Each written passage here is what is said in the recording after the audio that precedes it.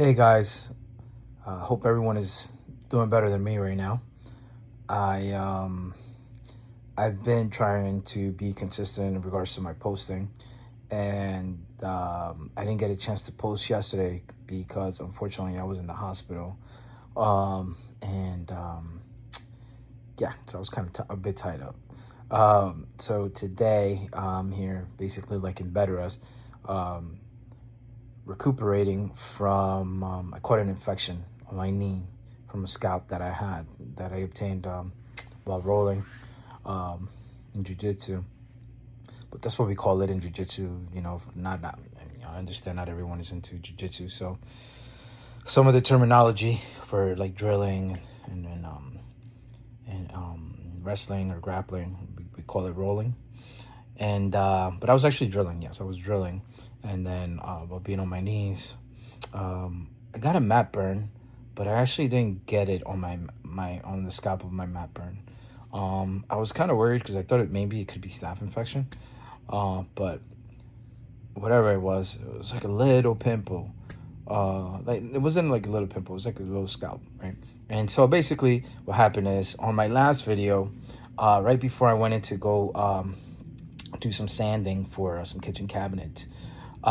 Basically, I irritated the scalp, and it caused it to blister. And by the time I was done sanding the cabinets, like my scalp blistered. It was like it turned into a bubble, and I could barely walk. I was just felt very sore, and by the time I got home, I went on the couch and just had to lay there the whole evening.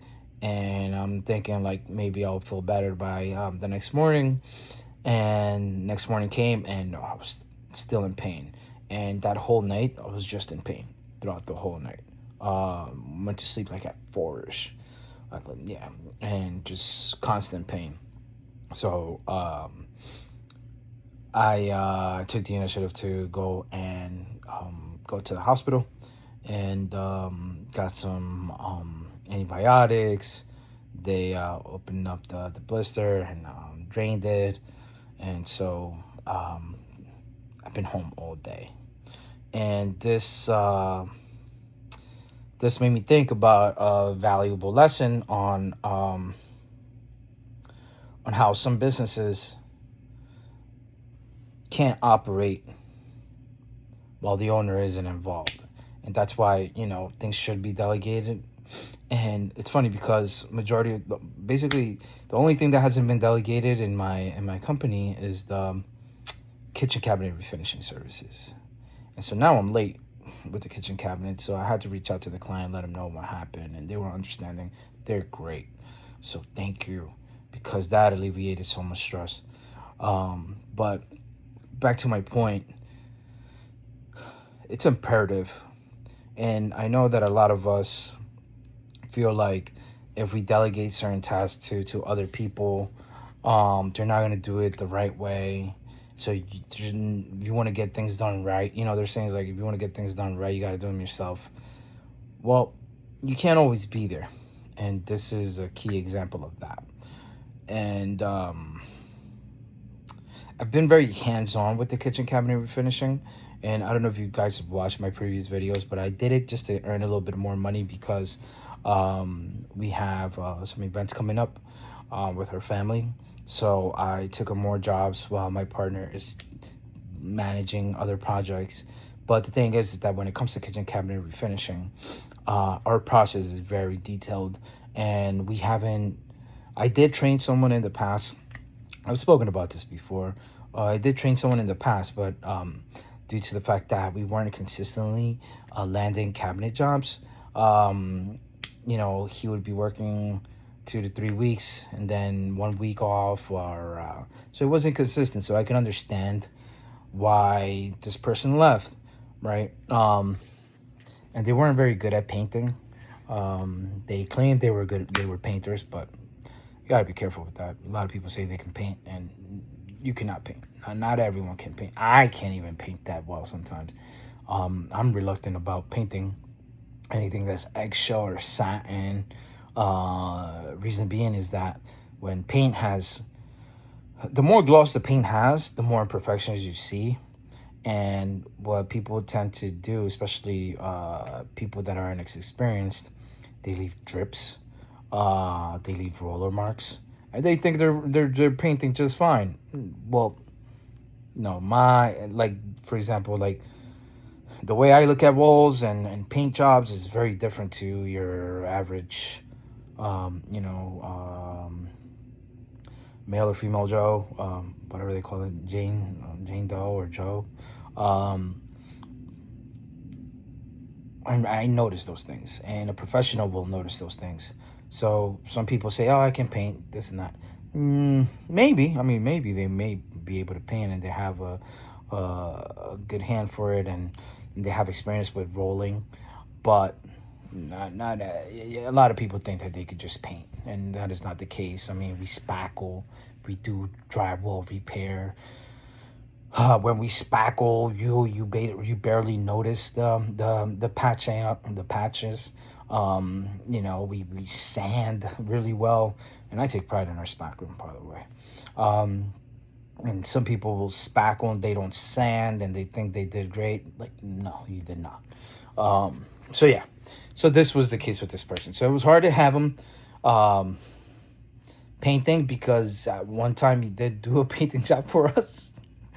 And it was like a 300 square foot bedroom, and he wasted 1 gallon on like 2 walls. It was just a whole accumulation of paint on the roller. It left a texture on the walls because he put so much paint on the roller.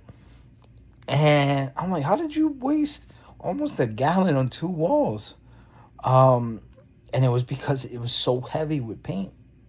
So and he had painted before too, so, but I guess it was the first time that I actually had him do a whole room by himself. So yeah, you live and you learn. And I'm sure he learned too. But like I was saying, you should delegate some of these tasks. Well, you should delegate whatever you can. Your business should be able to survive without you, because these types of things do happen. I mean, look at me. I've been in bed all day. Customers have called me, and fortunately my partner has been able to get involved and help me out. And that's why, unless you have some AI agents running for you in the background,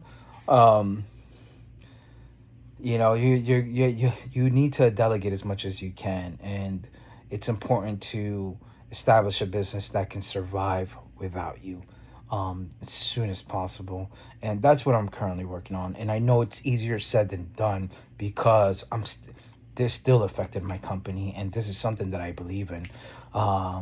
So I know it's not easy, but I do emphasize it, and I hope that everyone is striving to do something similar to that, if that's your goal, right? But if you enjoy, you know, doing the work yourself, and it's more of like the operationals, the what do they call it, the technician. If you want to, there's a book. I'll speak about it a little bit later on another video. But basically they call it the technician. Like, if you want to be the technician, then go right ahead.